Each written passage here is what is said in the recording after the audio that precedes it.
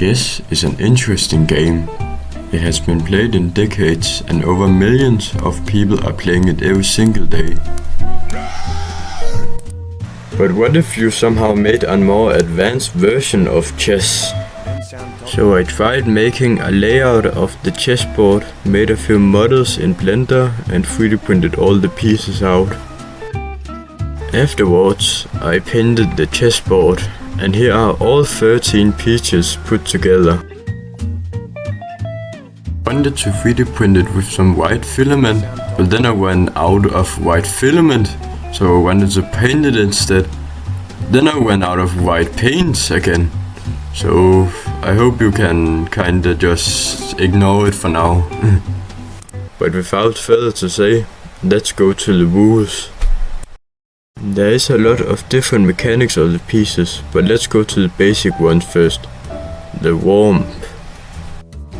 The warp moves a lot like the pawn in regular chess, as you can see, but it also has the catch that it will always be able to move 2 squares forward and kill diagonally.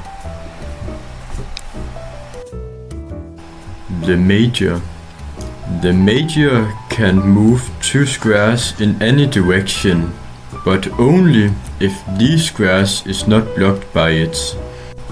An example is if it wants to move forward, but 2 pieces are blocking the way for it, will mean it can move in any way except forward, left, right, forward left or forward right. And it's also important to remember the major cannot move only 1 square or more than 2 squares. The side knight. The side knight moves a lot similar to the major, but has the catch that it doesn't need to follow the blocking rule, which means it can always move forwards, backwards, left or right. The only catch is it's not able to move any way diagonally. The bomb.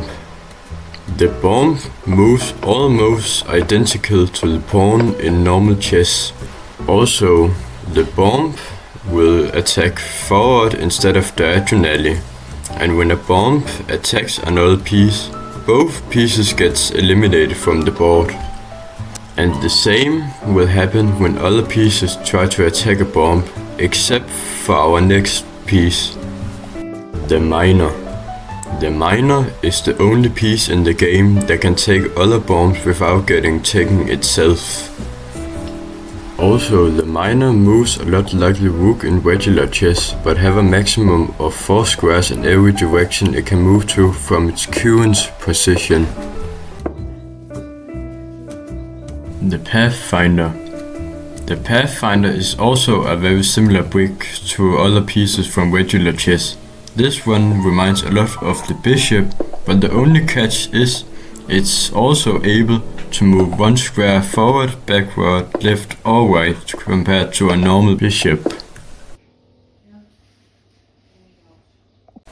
The cannon. The cannon is a very unique piece. It can only move 2 squares horizontally or vertically, but the cannon will always face in the direction it's moving. But a special ability is that it can kill other pieces without moving itself on an unlimited range of the direction it's pointing at, even though you still use your turn and cannot move other pieces after taking another one. The dragon. The dragon moves very similar to a knight, but has the upgrade that it can neither move 2 up and 1 to the side, 3 up and 2 to the side, or 4 up and 3 to the side. But more specifically, it can move to all the marked squares you can see here. It can also move over other pieces without getting blocked. The prince. The prince can move in any way diagonally, but also have the ability to move over its own pieces. Except the prince cannot move over the opponent's pieces and will have to stop at the moment it comes to one.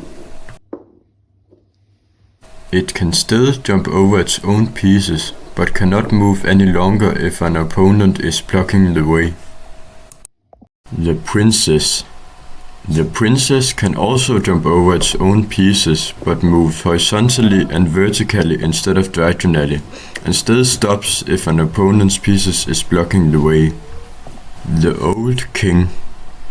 The king will always have to be at the bottom of your side of the board, and he is so weak he can only move one square to the left or the right, but he is still a very important piece in the game. To win the game, you will have to take the other opponent's king, prince and princess.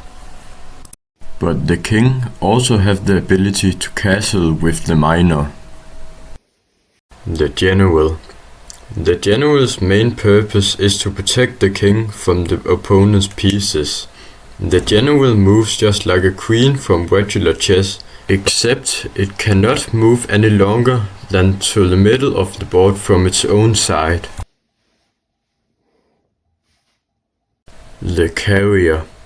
The carrier is a very special piece since it can move in all directions just like a guardian, except the carrier is the only piece in the game which cannot take other pieces.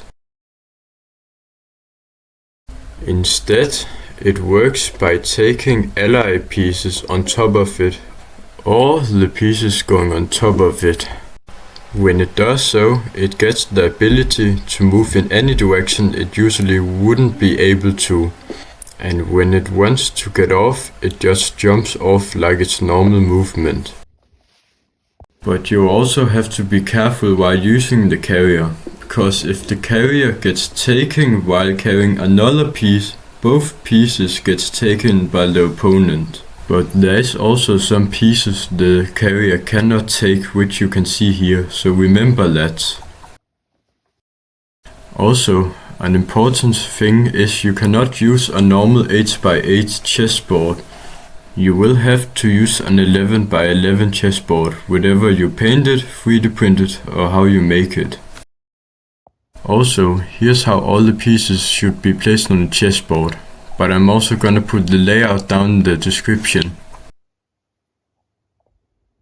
And for the name of the game, I decided to call it Ness. I've been working some months on this project, also when you think that this was the first prototype of the game. I also uploaded all the pieces STL files down in the description along with the rules. And without further to say, then I see you in the next video. Bye!